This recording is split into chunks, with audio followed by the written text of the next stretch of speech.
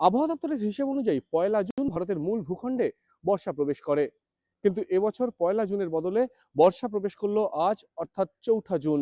আজ কর্ণাটক, তামিলনাড়ু, কেরালার কিছু অংশে বর্ষা প্রবেশ করেছে। আজকে আমাদের আবহাওয়ার যেটা আপডেট, তাতে বলা হয়েছে আজকে আমাদের কেরালাতে দক্ষিণ পশ্চিম মৌসুমী বায়ু প্রবেশ করেছে। কেরালা এবং তামিলনাড়ুর কিছু অংশ, কর্ণাটকের কিছু অংশ, এটা আমাদের মূল ভূখণ্ডের এসব অঞ্চলে প্রবেশ করেছে। তার সঙ্গে সঙ্গে বঙ্গোপসাগরের কিছু অংশ হয়েছে।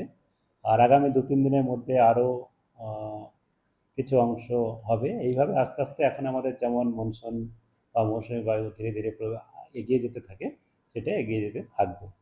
আর আমাদের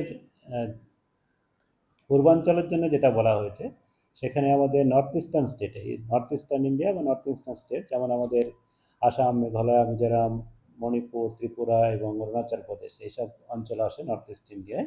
এখানেও 2-3 দিনের মধ্যে কিছু অংশে হওয়ার সম্ভাবনা আছে।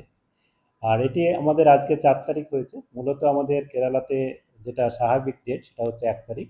3 দিন স্বাভাবিক ডেটের থেকে 3 দিন পরে। তবে এটা স্বাভাবিক রেঞ্জেই বলা হয়, কারণ স্বাভাবিক ডেট মানে তো আর স্বাভাবিক ওই দিনই প্রতিবার হবে তা নয়। সেটা আমাদের +- 7 দিন পর্যন্ত স্বাভাবিক বলা হয়। এটা স্বাভাবিকভাবেই আমাদের প্রবেশ করেছে।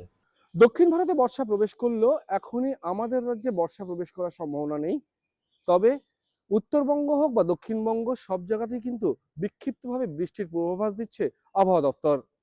আর এখন আমাদের রাজ্যের জন্য যে আবহাওয়ার পূর্বাভাস দেওয়া হয়েছে আগামী 7 দিনের জন্য, তাতে আগামী 7 দিনেই আমাদের দক্ষিণবঙ্গের জেলাগুলিতে বিক্ষিপ্তভাবে বজ্রবিদ্যুৎ সহ হালকা থেকে মাঝারি বৃষ্টিপাত কিছু কিছু জায়গায় হওয়ার সম্ভাবনা রয়েছে। তার সঙ্গে সঙ্গে যেটা প্রতিদিনই আমাদের হচ্ছে কিছু কিছু জেলাতে 1-2 জায়গায় করে। তবে আগামীকাল এবং পরশু কিছুটা বাড়তে পারে, তারপরে আবার যেমন থাকবে সেরকমই চলবে। আর যেমন আজকে আমাদের জেলা ওয়াইজ প্রতিদিনই আমাদের দেওয়া হচ্ছে। আজকে যেমন আমাদের উত্তর দক্ষিণ 24 পরগনা, নদিয়া, বীরভূম, মুর্শিদাবাদ, পূর্ব মেদিনীপুর, পশ্চিম মেদিনীপুর, কলকাতা, হাওড়া, হুগলি, এই জেলাগুলিতে বেশি সম্ভাবনা রয়েছে। বাকি জেলাগুলোতেও 1-2 জায়গায় হতে পারে। এই হচ্ছে আমাদের দক্ষিণবঙ্গের জন্য। আর উত্তরবঙ্গের জন্য যেটা বলা হয়েছে, উত্তরবঙ্গের উপরের 5টা জেলাতে আগামী 7 দিন পর্যন্তই প্রায় সর্বত্রই হালকা থেকে মাঝারি বৃষ্টিপাত হওয়ার সম্ভাবনা থাকছে। তার সঙ্গে সঙ্গে বজ্রবিদ্যুৎ এবং দমকা হাওয়াও 40 থেকে 50 1-2 জায়গায় করে হওয়ার সম্ভাবনা রয়েছে।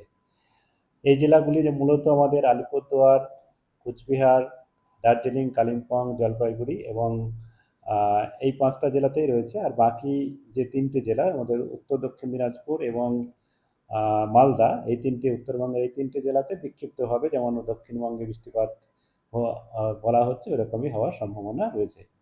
তার সঙ্গে সঙ্গে উত্তরবঙ্গের 5টা জেলাতে 1-2 জায়গায় করে ভারী বৃষ্টিপাতের সম্ভাবনা থাকছে। যেমন আগামী 24 ঘন্টায় আলিপুরদুয়ার, কুচবিহার, জলপাইগুড়ি, এই 3টে জেলাতে বেশি সম্ভাবনা রয়েছে। আগামীকাল আলিপুরদুয়ার, জলপাইগুড়ি, দার্জিলিং, এরকমভাবে উপরের 5টা জেলাতে বিক্ষিপ্তভাবে 1-2 জায়গায় করে ভারী বৃষ্টিপাতও আগামী 7 দিনই হওয়ার সম্ভাবনা রয়েছে।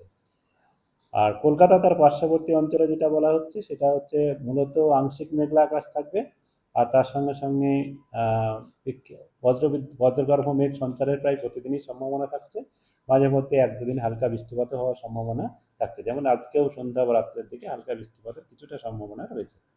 আর তাপমাত্রা যেটা আছে এখন আমাদের উত্তরবঙ্গে তাপমাত্রা স্বাভাবিকের থেকে কিছুটা বেশি ছিল গতকাল পর্যন্ত। তবে আজ থেকে আগামী 2 দিনের মধ্যে উত্তরবঙ্গে তাপমাত্রা কমে যাবে। সেক্ষেত্রে 2 থেকে 4 ডিগ্রি পর্যন্ত কমতে পারে।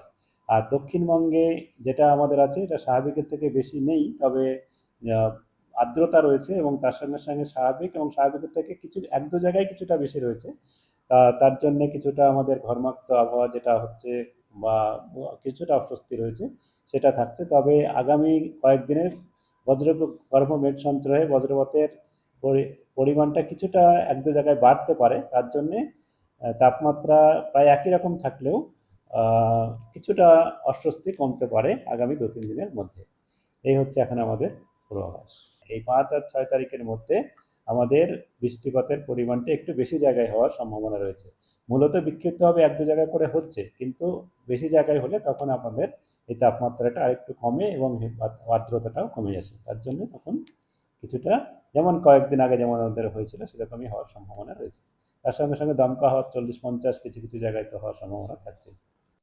পূর্বাভাস রয়েছে আগামী কয়েকদিন উত্তরবঙ্গে বৃষ্টি হবে, তার ফলে তাপমাত্রা কিছুটা কমবে। পাশাপাশি দক্ষিণবঙ্গ বিভিন্ন জেলায় বিক্ষিপ্তভাবে বৃষ্টির পূর্বাভাস দিচ্ছে আবহাওয়া দপ্তর আগামী দুদিন। আর তার জেরে আপেক্ষিক আর্দ্রতা যা গত কয়েকদিন ধরে রীতিমতো অস্বস্তিতে রেখেছে দক্ষিণবঙ্গের মানুষকে, সেখান থেকে কিছুটা হলেও রেহাই মেলার সম্ভাবনা থাকছে।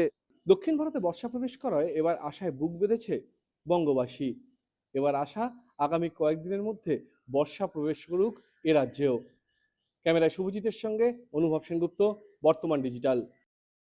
ফলো করুন বর্তমান।